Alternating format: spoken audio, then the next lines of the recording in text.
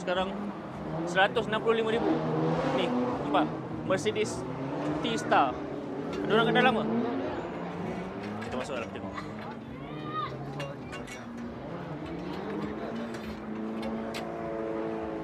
Ada orang. Tengok bahagian depan dia sini.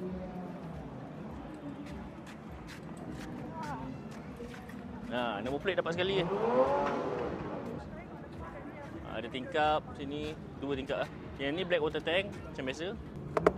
Untuk buang najis, cocok shock power.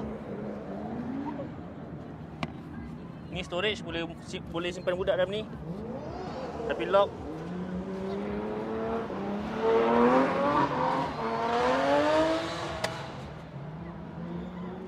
Ni ruang driver dia. Jadi kita nak berjalan ni ada lah sini. Nak ikut dia. Jom tengok dalam dia. Ni katil belakang punya. Fix bed kat belakang, super single. Boleh 2 budak, boleh selesa lah. Kalau 2 dewasa sempit sikit je. Sebelah ni toilet. Lampu tak pasang ni. Nampak ke toilet? Toilet lepas tu shower belakang tu, nampak tak? Gelap lah. Pasal lampu nampak sikit. Shower ni. Mandi sini. Tak nampak kamera nampak? Gelap kan? Tak pasang. Habis bateri kot. Singki ni nampak? Okey, jadi fix bed belakang tu. Sini dapur. Singki dengan chopping board. Langsir, langsir ada ni. Kalau nak tidur tutup ni. Ni. Boleh tutup. Tutup, ada tirai. Okey.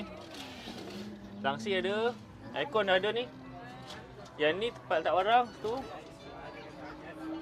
Atas ni pun boleh letak lah buku ke beg ke apa-apa. Peti ais ada. Bahagian depan ada tempat duduk. Yang ni tengah tukar jadi katil separuh. Nak tukar jadi katil penuh boleh. TV ada.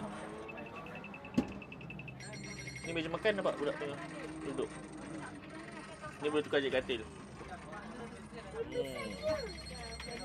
Okey, siapa-siapa minat motorhome ni, kalau Kak Syah tak belilah. Kak Syah dengan Abang Lan tadi kalau dia cancel, boleh beli. Minta 160,000 dapat.